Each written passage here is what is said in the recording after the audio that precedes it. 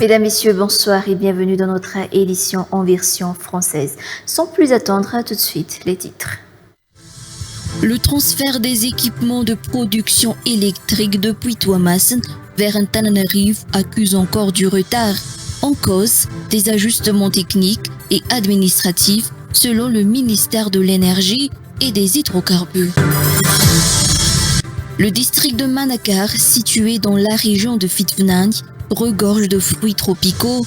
Actuellement, la population locale s'emploie à transformer ces fruits en produits à la fois conservables et directement consommables. Les écoles paramédicales illégales se multiplient actuellement à Madagascar, a déclaré le président du CONIM à la communauté infirmière de Madagascar. Ce dernier appelle les parents à vérifier la légalité des écoles paramédicales avant d'y inscrire leurs enfants.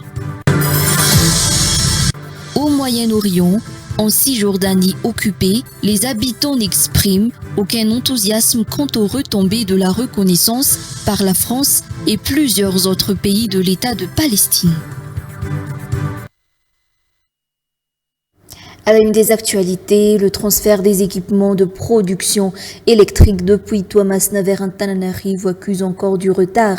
En cause, des ajustements techniques et administratifs selon le ministère de l'Énergie et des hydrocarbures. Ces machines, une fois installées à Buimanamboul, doivent permettre d'ajouter 105 MW de capacité au réseau interconnecté d'Antananarivo ou RIA. 2 machines seront transférées en premier, suivies progressivement des autres outre les 7 blocs moteurs. Il y a également 7 alternateurs, 3 transformateurs et divers équipements nécessaires à la mise en place de cette capacité additionnelle de 105 MW en Buimanamboul selon les précisions. Reportage de Mamtina Diablouna et Omega Hanevzon. D'après les précisions officielles, de blocs moteurs sur les 7 prévus quitteront Tuamasin en premier, tandis que les 5 autres suivront par étapes. À côté de ces moteurs, le projet comprend aussi 7 alternateurs, 3 transformateurs et plusieurs équipements lourds nécessaires à l'exploitation de la centrale. La gestion du site sera confiée à la Jirama, leur transport nécessitant d'importantes préparations. Ces matériels ont été entreposés à Tuamasin depuis plusieurs mois. Les 13 ponts de la RN2 ont été renforcés afin de supporter le passage des convois exceptionnels. Des travaux de réhabilitation ont aussi été réalisés sur les tronçons les plus endommagés. Le ministre de l'Énergie a assuré que parmi toutes les contraintes liées au transport de ces équipements, celle des routes a donc été résolue. Les préparations sur le plan logistique de ce transfert, impliquant la coordination de plusieurs services, sont désormais en phase de finalisation. Les dernières mises au point sur le plan technique et administratif sont également en cours de finalisation. S'en suivra cette semaine l'envoi du convoi exceptionnel de la première partie des blocs moteurs. Bien que le site d'Buimanamboul, quant à lui, soit prêt à accueillir les équipements, le chantier de la centrale ne pourra démarrer qu'après leur arrivée complète dans la capitale, selon les précisions. Cette infrastructure est considérée comme une réponse à long terme au délestage récurrent qui touche Antananarivo et ses environs. En attendant, le ministère assure que des mesures parallèles se poursuivent à l'optimisation du parc de production existant, renforcement de la maintenance et lancement de nouveaux projets d'investissement. Objectif, réduire autant que possible l'impact des délestages sur les foyers et les entreprises en attendant l'entrée en service de la future centrale. Le district de Manakar, situé dans la région de Fitvanang, regorge de fruits tropicaux. Actuellement, la population locale s'emploie à transformer ces fruits en produits à la fois conservables et directement consommables. Cette initiative vise à valoriser l'agriculture, à réduire des déchets locaux, mais surtout à créer des opportunités d'emploi pour les jeunes. Selon les explications, dans cette optique, une formation a été dispensée à des jeunes du district de Manakar. Reportage de Elisa Herman.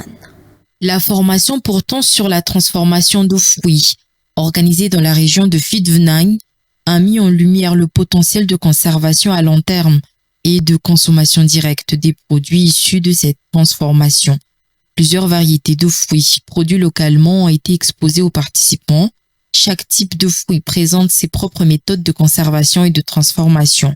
Selon les responsables, ce savoir-faire peut véritablement ouvrir de nouvelles perspectives aux jeunes sans emploi dans la région, notamment dans le domaine du commerce.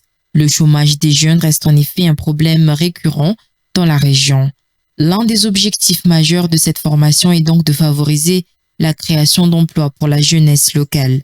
Par ailleurs, cette initiative s'inscrit dans une démarche plus large visant à valoriser l'agriculture locale, à améliorer l'alimentation quotidienne des habitants tout en réduisant les déchets organiques dans le district de Manakar. Il est plus facile pour les jeunes de s'investir dans la transformation de fruits étant donné que la région de Phitvenang est naturellement riche en production fruitière. La formation offerte aux jeunes du district de Manakar était entièrement gratuite, constituant ainsi un véritable coup de pouce pour les encourager à se lancer dans ce secteur. Les écoles paramédicales illégales se multiplient actuellement à Madagascar, a déclaré le président du CONIM à la communauté infirmière de Madagascar. La mise en place de ces écoles paramédicales illégales a été réalisée en violation de la législation en vigueur selon le président du CONIM. Ce dernier appelle les parents à vérifier la légalité des écoles paramédicales avant d'y inscrire leurs enfants. Le président du CONIM en appelle également au ministère de l'Enseignement supérieur et de la Recherche scientifique et au ministère de la Santé publique à prendre leurs responsabilités et fermer ces établissements illégaux. Mikaran Djemboulaza et Arfidi Rakoutmanal.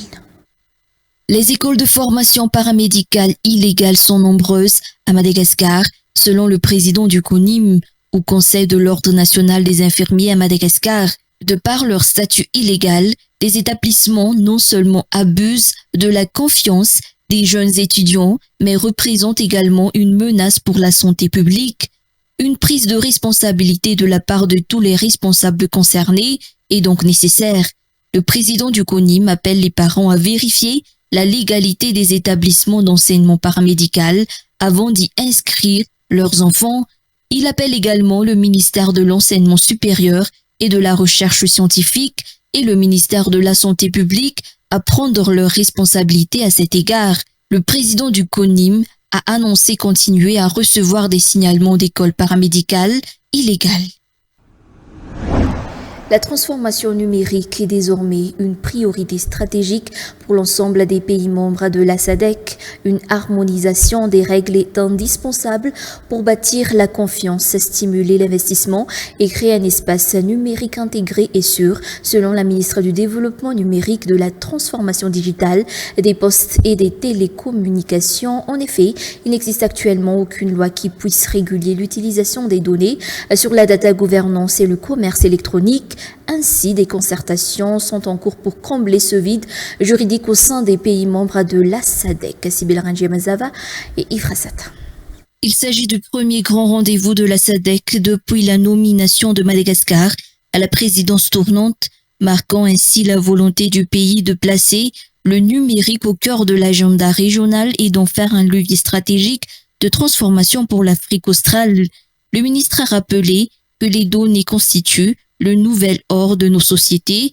Gouverner les données, c'est protéger nos peuples, garantir notre dignité et créer les bases d'un développement durable, a-t-elle déclaré.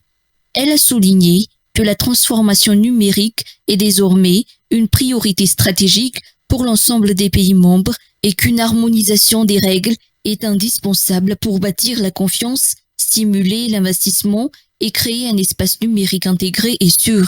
L'objectif aujourd'hui, c'est des renforcements de capacité de l'administration publique dans la manipulation des données, dans l'exploitation optimisée des données dans l'administration, mais aussi la mise en place d'un cadre juridique harmonisé, non seulement pour la data gouvernance, mais aussi pour le commerce électronique pour chacun des pays membres de la SADC.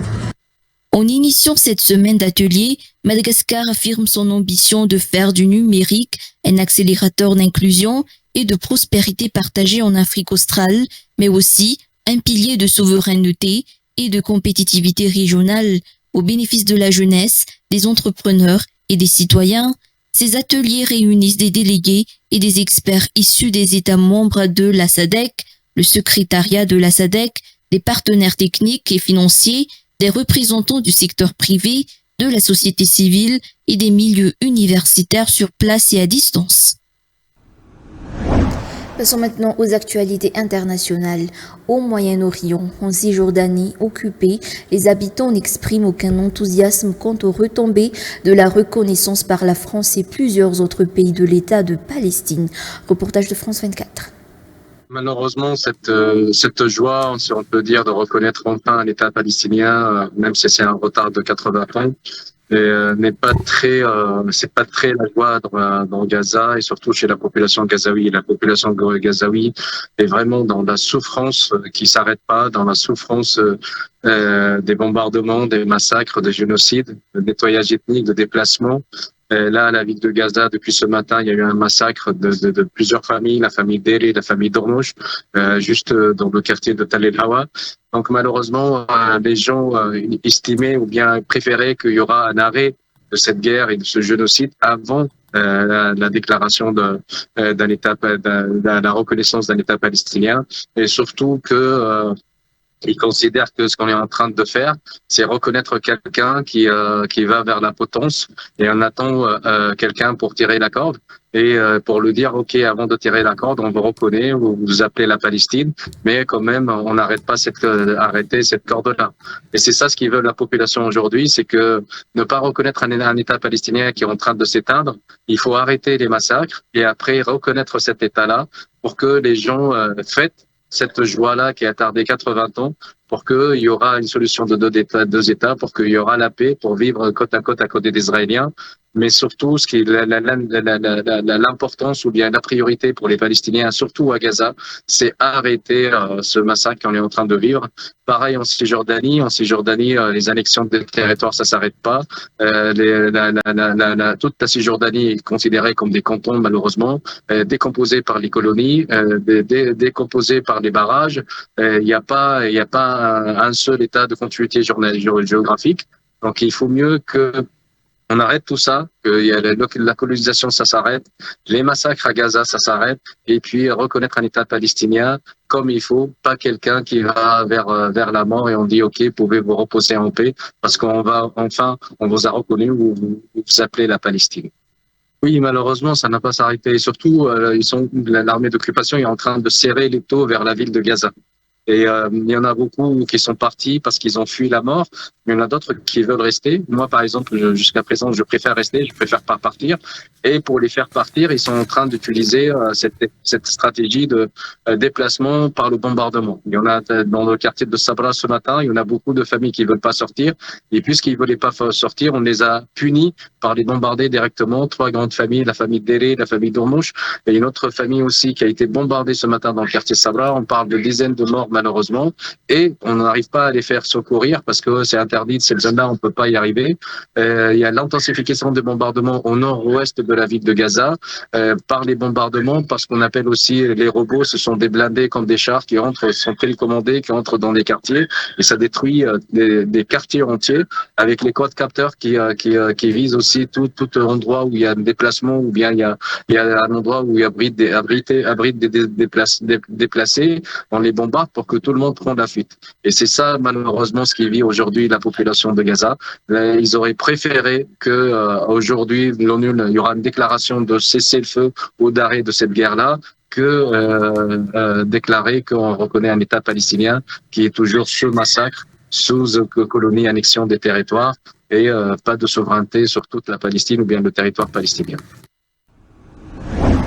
Ainsi s'achève notre édition en version française. Rendez-vous à 19h30 pour la version malagasy. À tout de suite.